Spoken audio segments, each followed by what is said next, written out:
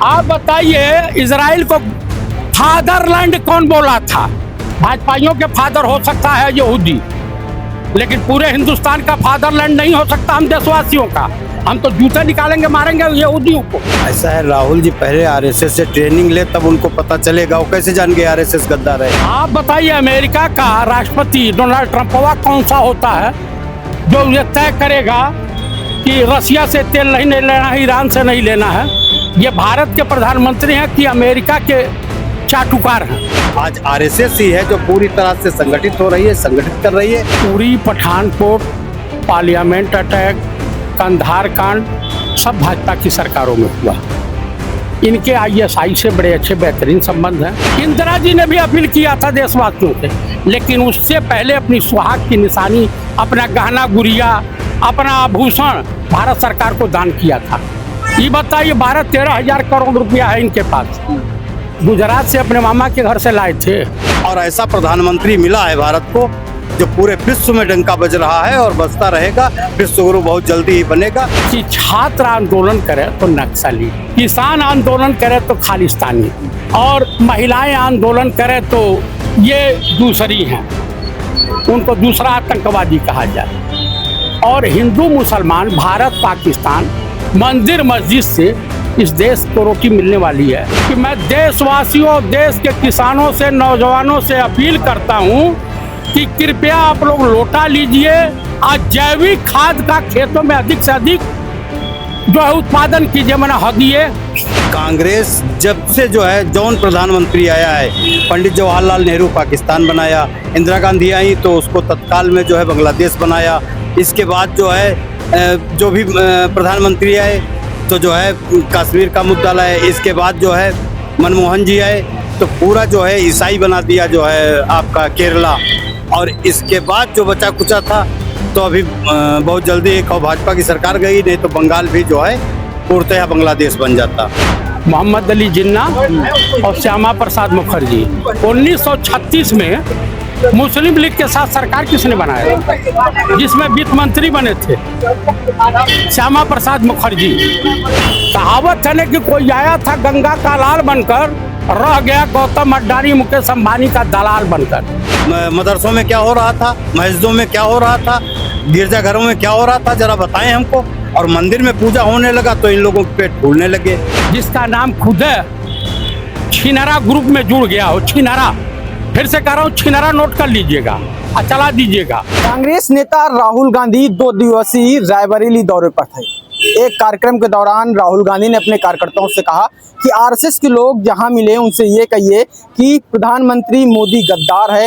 इसके साथ ही जो गृह मंत्री अमित शाह हैं वो भी गद्दार है, और उन्होंने कहा कि जो आरएसएस संगठन है वो भी गद्दार है। इस विषय पर ज़्यादा बातचीत करने के लिए हमारे साथ कुछ लोग हैं, उनसे बातचीत करेंगे। दादा, क्या नाम है और राहुल गांधी के इस बयान को आप किस तरह देखते हैं? देखिए, मेरा नाम पूर्व सैनिक जयप्रकाश चतुर्वेदी है और मैं राहुल गांधी के बात का समर्थन करता हूं। उरी, पठानकोट, पार्लियामेंट अटैक, कंधार कांड सब भाजपा की सरकारों में हुआ। इनके आईएसआई से बड़े अच्छे बेहतरीन संबंध हैं। उसका जीता जागता प्रमाण है कि पठानकोट एयरबेस पर जब हमला हुआ तो आईएसआई को पहली बार मोदी सरकार ने ही बुला करके रेड कारपेट बिछाया।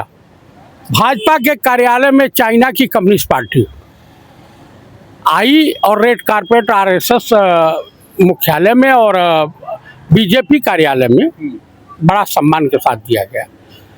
और ये इन्होंने जो ट्रेड डील की है अमेरिका के साथ, हिंदुस्तान के पीठ में जो खंजर घोंपने का काम किया है, एप्स्टीन फाइल में भी इनका भी नाम लोग चर्चा करते हैं। सुब्रमण्यम स्वामी इन्हीं के पार्टी के हैं, मधु किश्वर भी इन्हीं की करीबी हैं, तो ये सब लोग करते हैं।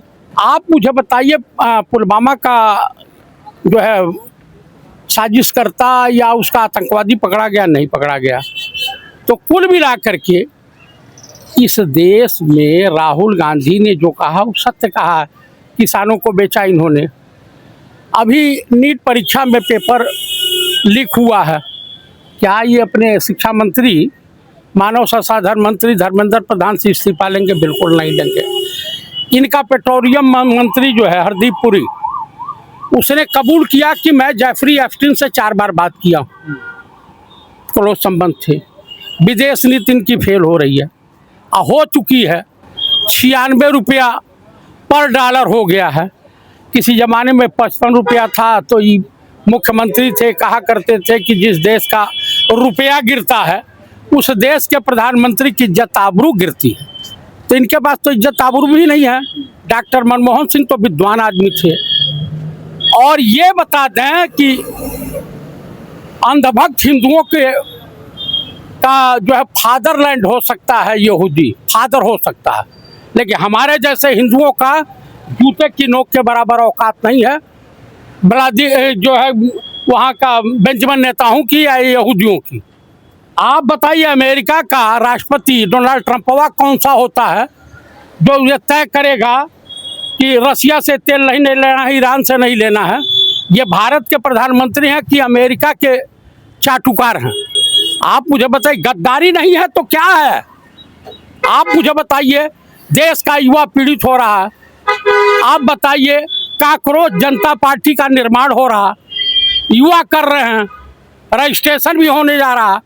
अब बड़े धड़ल्ले से जब इस देश का chief justice supreme court of India देश के युवाओं को काकरोच कह रहा है, आलसी कह रहा है, तो बताइए इस देश में कहीं कानून नाम की कोई चीज है? संविधान को तुम्हारा इन्होंने तार तार कर दिया है। आप बताइए कि इनको उठवा कौन दे रहा है? क्यों दे? बेरोजगार सड़कों पे भटक रहा, कर्मचारी अपना हक मांगने जा रहे हैं तो लाठी से पिटा रहे हैं। मणिपुर का कांड इनसे थम नहीं रहा है। देश की लगातार करेंसी गिर रही है। देश के प्रधानमंत्री को अपील करनी पड़ रही है और इनके जितने मंत्री हैं, पदाधिकारी हैं, 100-100, 150-150 गाड़ियां लेकर घूम रहे हैं। आप बताइए, पतिताएं भी पतिव्रता धर्म पर उपदेश देने लगे। पतिताओं का मतलब समझते हैं? जानते हैं पतिता माने क्या होता है? क्या होता है आप बताइए ना। पतिता माने पढ़े लिखे पत्रकार हैं कि आप भी व्हाट्सएप यूनिवर्सिटी वाले हैं? आप मुझे बता दीजिए, पतिता माने होता है वेश्या। अब वेश्याएं उपदेश दें? शास्त्री जी ने भी अपील किया था देश से, जब खाद्यान्न संकट गहराया था तो शास्त्री जी ने पहले अपने परिवार को 1 दिन का उपवास रखा, तब देशवासियों से अपील किया कि हफ्ते में 1 दिन उपवास रखना चाहिए ताकि खाद्यान्न संकट का समाधान निकल सके। इंदिरा जी ने भी अपील किया था देशवासियों से, लेकिन उससे पहले अपनी सुहाग की निशानी, अपना गहना गुड़िया, अपना आभूषण भारत सरकार को दान किया था। ये बताइए, 12-13 हजार करोड़ रुपया है इनके पास। गुजरात से अपने मामा के घर से लाए थे, देश का पैसा है। आप बताइए, जितने प्रधानमंत्री हुए हैं पहले नहीं हैं, अन्य आखिरी हैं। कितनी यात्राएं इन्होंने कर लिया, आप मुझे बताइए। किया है कितनी यात्राएं किया है? ये जो पेट्रोल डीजल देखिए, अब मैं आपको बता रहा हूँ, नोटबंदी इसी देश में हुई, लाइन में लगे लोग। कोरोना की लाकबंदी भी इसी में हुई, लॉकडाउन भी लगा, लोग पैदल चलते मर गए, बीमारी से मर गए, शमशान घाट पे जगह नहीं मिली, इन्हीं के सरकार में हुआ। उसके बाद किसान आंदोलन भी इन्हीं के सरकार में हुआ, तमाम आतंकवादी हमले भी इन्हीं के सरकार में हुआ, असफल रहे। अब उसके बाद आ जाइए, अभी डीजल पेट्रोल की लाइन लग गई है, लोग खड़े हैं। अभी कुछ दिन के बाद किसानों की बुआई, निराई गुड़ाई होगी, धान उनकी खरीफ की फसल की। तो आप मुझे बता दीजिए, अब उसके बाद कहेंगे कि मैं देशवासियों, देश के किसानों से, नौजवानों से अपील करता हूं कि कृपया आप लोग लोटा लीजिए और जैविक खाद का खेतों में अधिक से अधिक जो है उत्पादन कीजिए। मैंने हगिए, शौचालय का नहीं प्रयोग कीजिए, जाइए खेत में हगिए जैसे पहले होता था। तो आप तो पैदा नहीं हुए होंगे जब हम लोग थे, युवा थे, आपके बराबर थे। तो कुल मिलाकर के ये विचित्र सरकार है। तो मतलब राहुल गांधी का आप समर्थन कर रहे हैं इस बयान? मैं बिल्कुल समर्थन करता हूं। आप मुझे बताइए कि जितने ISI के एजेंट पकड़े जाते हैं वो बीजेपी और RSS से रिलेटेड क्यों होते हैं? जितने गौ तस्कर पकड़े जा रहे हैं वो बीजेपी RSS से उनका रिश्ता क्यों होता है? ये पीए मारा गया है ना उसका शुभेंद्र अधिकारी का, उसमें जो पकड़ा गया है, ये परिवहन मंत्री के साथ फोटो है, फोटो शिरोमणि है दयाशंकर सिंह के साथ, तमाम लोग हैं। अभी कहेंगे अगर भाई हमारे साथ फोटो पब्लिक आती है खिंचवा लेती है ही कहेंगे, लेकिन संपर्क रहा है। आप मुझे बताइए कि छात्र आंदोलन करे तो नक्सली, किसान आंदोलन करे तो खालिस्तानी, और महिलाएं आंदोलन करे तो ये दूसरी हैं, उनको दूसरा आतंकवादी कहा जाए। और हिंदू मुसलमान, भारत पाकिस्तान, मंदिर मस्जिद से इस देश को रोटी मिलने वाली है। जब आप खुले मन से कह चुके हैं इस देश की 80 करोड़ जनता, लगभग 80 करोड़ जनता 5 किलो राशन पे अपना जीवन यापन कर रही है, यानी 80 करोड़ को आपने कंगाल बना दिया, भिखारियों के लाइन कटोरा पकड़ा दिया, अब 20 करोड़ बचे हुए हैं। कहावत है ना कि कोई आया था गंगा का लाल बनकर, रह गया गौतम अड्डानी मुकेश अंबानी का दलाल बनकर। अभी जाइए बनारस में एड्स में बेतहाशा इजाफा हो रहा है, राष्ट्रीय समलैंगिक संगठन का ये प्रभाव है वहाँ, समझ गए? हाँ बिल्कुल, ये लोग हैं और भी लोगों से बातचीत कर लेंगे। राहुल गांधी ने प्रधानमंत्री मोदी, गृह मंत्री अमित शाह और आरएसएस को गद्दार कहा है, इसको कैसे देखते हैं आप लोग? ऐसा है, राहुल जी पहले आरएसएस से ट्रेनिंग ले तब उनको पता चलेगा, वो कैसे जान गए आरएसएस गद्दार है। आरएसएस एक राष्ट्रभक्त है, आरएसएस राष्ट्र के प्रति जागरूक करता है। और कांग्रेस का काम क्या है? कांग्रेस जब से जो है जौन प्रधानमंत्री आया है, पंडित जवाहरलाल नेहरू पाकिस्तान बनाया, इंदिरा गांधी आई तो उसको तत्काल में जो है बांग्लादेश बनाया।